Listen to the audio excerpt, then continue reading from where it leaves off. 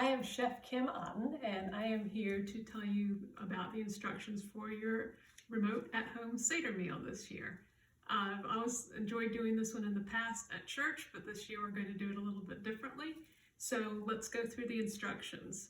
You should have gotten by now an instruction sheet with the ingredients and the setup, so we're just going to walk straight through it. Starting from the top, the first thing you are going to need is a basket and just a couple of rolls or pieces of bread, anything that's leavened, anything made with yeast. So a couple of pieces of sandwich bread, dinner rolls, anything you happen to have.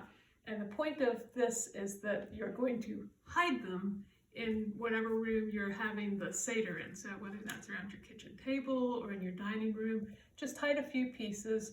Typically it's left for the youngest children to find and gather and put in the basket and then carry it out of the room as a symbolic thing that no leavening during Passover. So don't hide them in extremely remote places, and usually you don't hide them around the house, just in the room where you're having the Seder. And also keep track of how many pieces you've hidden so you don't come across a moldy dinner roll in 3 months. The second thing you're going to need is a small bowl with plain water. And this is just room temperature water for dipping and washing your hands. Then you'll need a candle. And typically you use a white taper candle or something like that rather than a little votive. There are some grocery stores that sell candles specifically for Passover. You can certainly buy this. That's what we use at church, but they come in like a 10-pack. So something like this or a taller taper would be perfectly fine. Then you will need your tray with 4 small cups of wine, and I think the wine has been provided.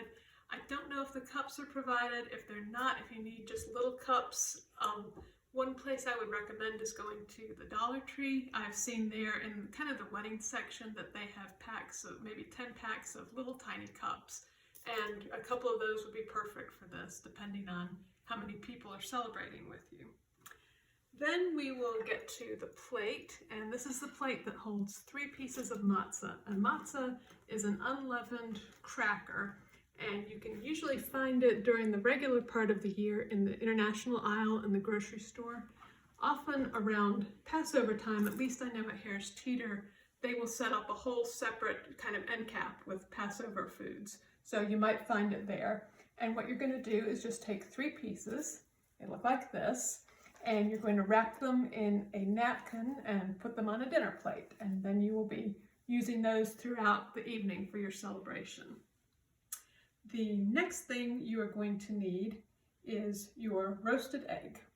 And you have an explanation for this on your sheet. It's a hard-boiled egg that you've roasted in the oven.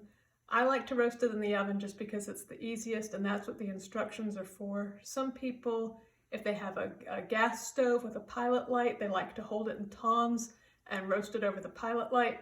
I have tried this. I find it tricky and a little bit cumbersome and slippery. So I would recommend the oven roasting method. I typically hard boil a couple of eggs just to make sure that nothing cracks apart completely. If it has a few cracks in it, that's fine, no problem. And you don't need to worry about food safety or keeping it cold or anything like that because you won't actually eat it. The next thing is the roasted bone. And traditionally, this is a roasted lamb shank. It's a little hard to find roasted lamb shanks, and so I use a roasted chicken thigh. So what I would recommend is just a couple of days before you do the Seder, either have some chicken thighs or legs for dinner. Legs are fine too. Or if you have a rotisserie chicken, just save the thigh bones from that. And what you want to do is get it as clean as possible after you've eaten. And then I usually soak it overnight in just a plain bowl of water. And the next day you come back and you take the cartilage off. So there's going to be cartilage at this end and this end. Remove that, get it good and clean, kind of scrub it off, and then just roast it in the oven until it looks like this. And by that point it's all nice and dried out and it looks kind of roasty and it's perfectly clean. It doesn't have any more flesh or anything on it. So you will need that. The next thing is a little bunch of parsley, and you can use either the curly parsley or the Italian parsley. It doesn't matter. You just need 1 sprig per person plus 1 extra. So that's easy to find. The next thing is a small bowl of prepared horseradish. And if you are not familiar with horseradish, if you don't buy it all that often, it comes in a jar like this. And it's usually in the refrigerated section of the grocery store near some of the prepared cheeses. That's where you can usually find it. I think sometimes it's in the shelf-stable section, but I pretty much can always find it in the refrigerated section. Then you will need a little bowl of salt water, and you're going to use that later for dipping the herbs in. So just a little bit of salt in warm water. Warm water dissolves it more easily. And you just stir it around and have that ready to go. And then the last thing you're going to need is the haraseth, or haroseth. And this is a mixture of finely chopped apples and honey and red wine and walnuts and cinnamon. And it's used to symbolize the mortar that the Israelites used when they were making bricks when they were in Egypt. And you can use red wine, you can use Manischewitz, you can use regular red table wine. At church, we've always just used Welch's grape juice, and that works fine. And you'll just stir it together according to the instructions that you have on your sheet. And it's very tasty for something that you'll want to eat after Passover. So save the leftovers, have them with whatever leftover matzah you have it on oatmeal, on bread. It's pretty tasty. Especially if you use the grape juice and not the wine. It tends to be a little sweeter then.